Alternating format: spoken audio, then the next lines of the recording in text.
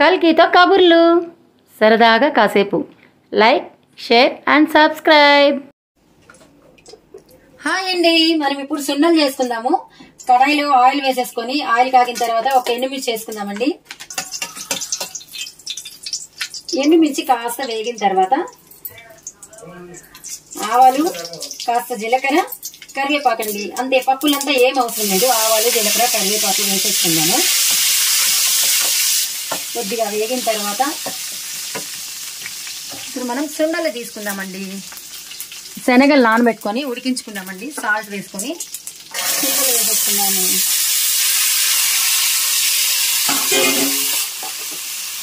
అంటే కొద్దిగా వేసేసుకుందాము.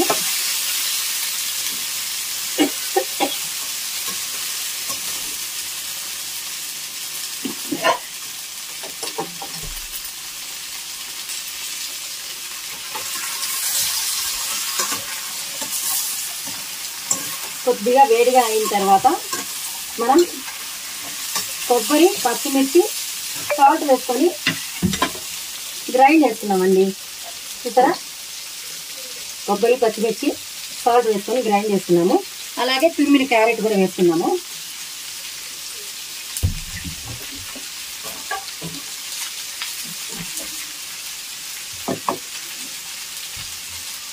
మనం తురిమి పెట్టుకున్న క్యారెట్ ఇవన్నీ వేసుకొని కాస్త వేపుకుందాం.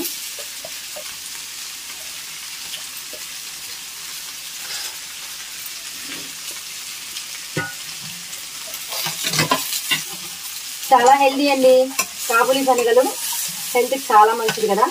మనం క్యారెట్, కొబ్బరి కూడా వేసుకుంటున్నాం కాబట్టి హెల్దీగా ఉంటుంది. స్నాక్స్ టైంకి, పిల్లలు వచ్చే టైంకి మనం ఇలా సిద్ధం చేసి పెట్టామంటే కనుక హెల్దీ స్నాక్స్ రెడీ అయిపోతుంది. వాళ్ళ కోసం హెల్దీగా స్నాక్స్ రెడీ అయిపోతుంది.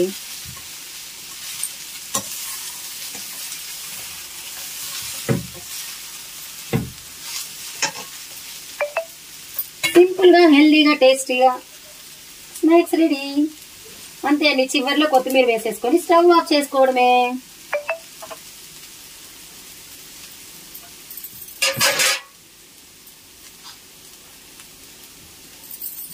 ఇప్పుడు ఒక్కసారి కొత్తిమీర కలిపేసుకుందాం. మామిడికాయ ఉంటే మామిడికాయ కూడా వేసుకోవచ్చండి. మామిడికాయ ఉంటే పులుపు కూడా యాడ్ అవుతుంది. ఇప్పుడు మనం సర్వ్ చేసుకునేటప్పుడు కొద్దిగా నిమ్మరసం జల్లుకోవచ్చు. ఇష్టం లేని వాళ్ళు స్కిప్ చేసుకోవచ్చు. నిమ్మరసం లేకపోయినా కూడా చాలా బాగుంటుందండి సుండలు. చూసారా, హెల్దీ సుండల్.